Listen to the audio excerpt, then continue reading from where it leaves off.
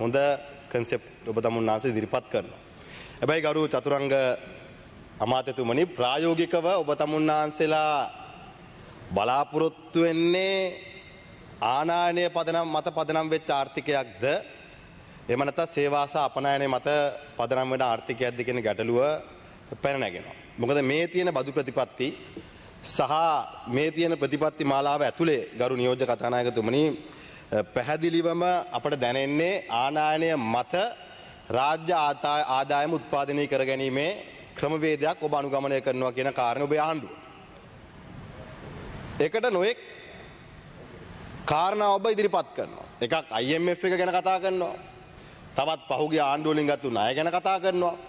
ඔව් මේ හැම කාරණයකටම ආණ්ඩුවක් වුණා මුහුණ දෙන්න ඕනේ. ඔබ ආණ්ඩුවක් ගන්නකොට ඒ ආණ්ඩුව ගන්නකොට පහුගිය ආණ්ඩුව වගේම ඉතිහාසයේ යම් අතපසුවීම් සිද්ධ වෙලා තියෙනවා නම් ඒවා නිවැරදි කරගන්නත් එක්ක තමයි ඔබට බලය දෙන්නේ. හැබැයි අවුරුදු 5ක් ඔව් දැන් අපි IMF එකත් එක්ක අයවැය ඉදිරිපත් කරේ අපේ අයවැය නෙවෙයි. අපේ අයවැය ඉදිරිපත් කරන්නේ අවුරුදු 10කට පස්සේ 5කට පස්සේ කියනවා නම් ඔබ අද ඉදිරිපත් කළ දින අයවැයෙන් ඔබ බලාපොරොත්තු වෙන අපේක්ෂිත ඉලක්කයන් වලට කිසිසේත් යන්න බෑ කියන එකත් මතක් කරන්න ඕනේ. මොකද ඔබේ ප්‍රතිපත්ති ප්‍රකාශනයේ තිබ්බා මැදි ආදායම් ලබන රටක් බවට 2030 පත් කරනවා කියලා. වර්තමාන කාර්තුවේ 5ක ආර්ථික වර්ධන වේගයක් ඇතුව ඊළඟ අවුරුදු ගණනාවම ගියත් මැදි ආදායම් ලබන රටක් බවට අපේ රට පත් වෙන අවුරුදු 27කට යන්න වෙනවා. අවුරුදු 27ක් තව ගත වෙනවා. ඒ කියන්නේ රනිල් වික්‍රමසිංහ මහත්තයා 2048 දිනු රටක් කරනවා කිව්වේ. ඊටත් තව අවුරුදු 2ක් විතර එකතු වෙන්න වෙනවා. එහෙම නැත්නම් අද සිංගප්පූරුව තියෙන ආර්ථිකයට අපි පරිවර්තනය වෙන්න ඕන නම් මොකද ඔබ මැවපු චිත්‍රයේ වගේ තව අවුරුදු 65ක්වත් යනවා කරු කතානායකතුමනි මේ වේගෙන් ඒ තැනට යන්න. එමනම් අපි කොහොමද අපේ රටේ ආර්ථිකයේ 6%ට වැඩි 7ට 8ක ආර්ථික වර්ධන වේගයකට මේක ගෙනියන්නේ? මේකේ යම් ජම්ප් එකක්, shift එකක් අපි බලාපොරොත්තු වෙන්න ඕනේ. ඒ සඳහා රැඩිකල් තීන්දුව ආණ්ඩුවක් විදියට ගන්න ඕනේ. සමහර විට රැඩිකල් තීන්දුව IMF එක ඇතුලේ නැහැ. හැබැයි අපි හිතනවා ආණ්ඩුවට ආදායම් උත්පාදනය කිරීමේ වැඩපිළිවෙලක් සහ සැලැස්මක් තියෙනවා නම් මොකද පැහැදිලිව වියදම් කිරීමේ සැලැස්මක් තියෙනවා. මම දැන් ඔබ තමුන්නාසලා එක් අමාත්‍යාංශවල හිටපු ජනාධිපතිවරුන්ගේ වියදම් කප්පාදු කරා කිව්වා. ඉතින් ඒක කොච්චර ඉතුරුනාද කියන නම් මේ අයවැය දිහා බැලුවම පැහැදිලි නෑ. ඉතිරියේ කොච්චර ඉම්පැක්ට් එකක් මේ රටේ ආර්ථිකයට තියෙනවද කියන්න පැහැදිලි නෑ. හැබැයි ඔබ අපි මේ රටේ ජනතාව බලාපොරොත්තු වෙන ඒ දැවැන්ත පරිවර්තනයට යන්න නම් ඒ IMF රාමුව ඇතුලේ පවා රැඩිකල් තීන්දුව වලට මේ ආණ්ඩුවට පරිවර්තනය වෙන්න වෙනවා ගරු නියෝජ්‍ය කතානායකතුමනි. අද ගත්තොත් සමස්ත රාජ්‍ය ආදායම බදු වලින් බලාපොරොත්තු වෙන්නේ ඒ ආදායමේ 60%ක් ත්‍රිලියන 2.9ක් රුපියල් වලින් ගත්තොත් දල වශයෙන් රවුන්ඩ් ෆිගර් එකක් මම කියන්නේ පොලි වශයෙන් ගෙවන්න වෙනවා. ත්‍රිලියන 5ක් ආදායම උපයනකොට 3ක් පොලි ගෙවන්න ඕනේ. හැබැයි ඉතුරු ත්‍රිලියන 2යි සමස්ත ආණ්ඩුව දුවන්නත් රට හදන්නත් දියුණු කරන්නත් ඩිජිටලයිස් කරන්නත් මේ හැම එකටම ඉතුරු වෙන්නේ. පහුගිය ISB වලට අපි චෝදනා කර කර හිටියා කියන කාරණේ තුල ඊළඟ අවුරුදු 5 දුවන එක සාධාරණ නැහැ. යම් වැඩපිළිවෙලක් බලාපොරොත්තු වෙන තමයි ජනතාව ඔබට ඡන්දය දුන්නේ. අනිත් පැත්තෙන් මේ තියෙන බදු ප්‍රතිපත්තියේ යටත්ව අද අපේ රටට ආයෝජකයන්ට එන්න පුළුවන් ද බැරිද කියන කාරණා පිළිබඳව ගරු නියෝජ්‍ය කතානායකතුමනි ආණ්ඩුව මීට වඩා අවධානය යොමු කළ යුතුයි කියලා මම විශ්වාස කරනවා. දැන් ඔබතුමා කතා කරා ඩිජිටල් ට්‍රාන්ස්ෆෝමේෂන් එක ගැන. දැන් මේ ඩිජිටල් ට්‍රාන්ස්ෆෝමේෂන් එක සිටිසන් සර්විසස් ඩිජිටලයිස් කිරීම පිළිබඳව ගැටලුවක් නැහැ. හැබැයි ඒකට අවශ්‍ය මූලික ඉන්වෙස්ට්මන්ට් එක කොහෙන්ද එන්නේ? ඒක මේ අයවැය ඇතුලේ කොහොමද ඔබ උත්පාදනය කරන්නේ? ඒ වගේ ඔබ තමුන්නාන්සේ කතා කරා සස්ටේනබල් එනර්ජි ගැන. හොඳයි. රිනියුබල් එනර්ජි වලට අපි පරිවර්තනය වෙන්න නැත්නම් විදුලි උත්පාදනය ග්‍රිඩ් එකට විදුලි උත්පාදනය කරන්න ඕනේ. හැබැයි මේ පහුගිය මාස 6 සස්ටේනබල් එනර්ජි ඔතොරිටි එකෙන් එක ප්‍රොජෙක්ට් එකක්වත් නැත්නම් එක ව්‍යාපෘතියක්වත් ප්‍රොවින්ෂල් අප්‍රූවල් වලටවත් තාම ගිහිල්ලා නැහැ. මේ පහුගිය මාසයේ ප්‍රොවින්ෂල් අප්‍රූවල් එක කියන්නේ පළවෙනි අප්‍රූවල් එක. ඉතින් අපි එතෙන්ටවත් රාජ්‍ය ආයතන කාර්යක්ෂම වෙලා නැත්තම් ඒ අතරේ අපි දකිනවා පහුගිය කාලේ ආපු සමහර ආයෝජකයෝ ජාත්‍යන්තර වශයෙන් පිළිගත් යම් යම් හේතු හින්දා ඒ කට්ටිය හැරිලා යනවා. දැන් ඔබ කුෂිකර්මාන්තේ වෙන් කරපු මුදල වගේ 13 ගුණයක් ගෙවන්න ඕනේ පොලි විදියට. දැන් මේක හොයන්නේ කොහෙන්ද? මේකට අවශ්‍ය මුදල් ටික ලබා ගන්න අවශ්‍ය සැලැස්ම මොකද්ද? මොකද්ද ඉන්වෙස්ට්මන්ට් පාත් එක මොන පාත් එකේද මොන සෙක්ටර් එකද ඔබ ආකර්ෂණය කරන්න බලාපොරොත්තු වෙන්නේ? එක පැත්තකින් කියනවා ඩිජිටල් සෙක්ටර් එකේ IT සෙක්ටර් එකේ නැත්නම් සර්විස් IT සර්විසස් වල ඔබ බිලියන 5ක ආර්ථිකයක් බවට පත් කරනවා කියලා. හැබැයි 100% තිබිච්ච ටැක්ස් එක 15%ට ගෙනියනවා.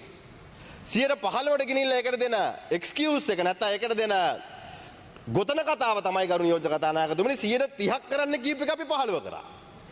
හැබැයි බිඳුවේ තිබිච්ච එක 15 කරේ. එහෙම නැත්නම් 30 තිබිච්ච එක 15ට ගෙනාවේ නෑ. තවත් පැත්තකින් අපේ නියෝජ්‍ය ඇමතුමත් ඉන්න හින්දා මේ ක්‍රොස් බෝඩර් ට්‍රාන්සැක්ෂන්ස් වලට පේමන්ට් ගේට්වේස් වලින් යන සර්විසස් වලට ඔබ යම් ටැක්ස් එකක් බලාපොරොත්තු වෙන වැට් එක ගන්න. ඒක කොහොමද ඔබ එකතු කරන්නේ? මේකට උත්තරයක් අවශ්‍යයි ගරු නියෝජ්‍ය කතානායකතුමනි සභාපතිතුමනි. මුදල් නියෝජ්‍ය ඇමතුමා සභාවේ ඉන්නවා. ඔබ මේ මුදල් එකතු කරන්න බලාපොරොත්තු වෙන්නේ කොහොමද? ඔබට මේ මුදල් එකතු කරන්න සැලැස්මක් තියෙනවද? මේකට අවශ්‍ය මේකට ඔබතුමා ෆෝන් එක කෝල් එක ඉවරලා හරි කමන්නේ මේකට උත්තරයක් දුන්නොත් හොඳයි. කොහොමද මේකට අවශ්‍ය සැලැස්ම එකතු කරන්නේ? අද වෙනකොට මේ සෙක්ටර් එකක් දෙක කතා කරලා තියෙනවද? අපි Google වලට ගිහිල්ලා කියන්නද අපිට 118 ගෙවන්න කියලා වැට් එක? එහෙම නැත්නම් Facebook එකට කතා කරලා කියන්නේ නැත්නම් මම දැක්ක booking.com එකෙන් ටැක්ස් ගහන්න ඕනේ කියලා තියෙනවා. උන් ලාභයක් උපයනවා කියලා උන් කරන ව්‍යාපාරයක්. හැබැයි ඒකට යම් මෙකනිසම් එකක් හදන්න ඕන නම් රෙජිස්ට්‍රේෂන් ප්‍රොසෙස් එකක් හදලා ඒ වැඩපිළිවෙලක් හදන්න ඕනේ. හැබැයි අද වෙනකන් අපි e-commerce සෙක්ටර් එකේ e-commerce වල අලෙවි කරනකෙන් කවුද? සර්විස් එක දෙන කෙනාද? එහෙම නැත්නම් මිලදී ගන්න කෙනාද? එහෙම නැත්නම් ටර්නෝවර් එක බේස් කරගෙනද බද්ද ගහන්න කියන කාරණේ පිළිබඳව ආණ්ඩුවට අවබෝධයක් නැහැ. හැබැයි අප්‍රේල් 1 වෙනිදා ඉඳන් මේක ක්‍රියාත්මක වෙනවා. අප්‍රේල් 1 වෙනිදා ඉඳන් මේක ක්‍රියාත්මක වෙනකොට එක පැත්තකින් සර්විසස් වලට ගන්නවා. ඒ කියන්නේ පිටරට ගිහිල්ලා රැකියාවක් කරලා ඩොලර් වලින් හම්බ කරත් ලංකාවේ ඉඳලා අන්තර්ජාලය හරහා ව්‍යාපාරයක් කරලා ඩොලර් වලින් හම්බ කරත් සංචාරක ව්‍යාපාරයෙන් ඩොලර් වලින් හම්බ කරලා ලාභයක් උත්පාදනය කෙරුවත් තවත් පැත්තකින් YouTube වෙන්න පුළුවන් බ්ලොගර් කෙනෙක් වෙන්න පුළුවන් ඩිජිටල් ඉකොනොමි එක ඇතුලේ ක්‍රියේටර්ස් ඉකොනොමි එක ඇතුලේ ආදායමක් හම්බ කරත් 115 ටැක්ස් එක වදිනවා. තවත් පැත්තකින් මොකද්ද වෙන්නේ? අනිත් පැත්තෙන් ලංකාවේ ලියාපදිංචි නොවුනත් ලංකාව ඇතුලේ වෙන අනෙක් ජාත්‍යන්තර බිස්නසස් වලට මොකද වෙන්නේ? ඒ අයට ඉදිරිපත් කර තියෙන වැට් එක එකතු කරගන්නේ කොහොමද කියන එක පිළිබඳවත් සැලැස්මක් නැහැ. හැබැයි උපකල්පනය කරන්න පුළුවන් මේ ජාත්‍යන්තර සමාගම් මේවා අසීමිත ලාභ ලබනවා. ඒ අසීමිත ලාභ ලබන හින්දා අපි මේවට බදු ගන්න ඕනේ කියලා. හැබැයි ඒ අය මේ බද්ද ගෙවන්න මෙහෙට එන්නේ නැහැ. ඒ අය ඒක වෙන්ඩට පටලවනවා. එහෙම නැත්නම් අන්තර්ජාලය හරහා මිලදී ගන්න කෙනාට ඒ බද්ද පටලවනවා. ආයෙත් මොකද්ද වෙන්නේ? ලංකාවේ කොස්ට් එක වැඩි වෙනවා මිසක් ඒ සමාගමේ ලාභෙන් අඩුවක් වෙන්නේ නැහැ. අනිත් පැත්තේ මේ ආයතන වලට ලංකාවේ දේශීය නිෂ්පාදන අලෙවි කරනවා. මේ ප්ලැට්ෆෝම් හරහා. ඒ ප්ලැට්ෆෝම් හරහා දේශීය නිෂ්පාදන ජාත්‍යන්තර වෙළඳපොළට අලෙවි කරාට පස්සේ මොකද්ද වෙන්නේ? එක පැත්තකින් වැට් එක වැඩිලා මිල වැඩි වෙනවා. කම්පිටිෂන් ජාත්‍යන්තර අනිකුත් රටවල් එක්ක තියෙන ඒ භාණ්ඩය හා සමාන භාණ්ඩ වල එක්ක තියෙන කම්පිටිෂන් එකේදී අපි පස්සට එනවා. එහෙම කළත් විකුණ ගන්න එක නැවත වතාවක් 115ක බද්දක් වදිනවා ලංකාවට ආවම.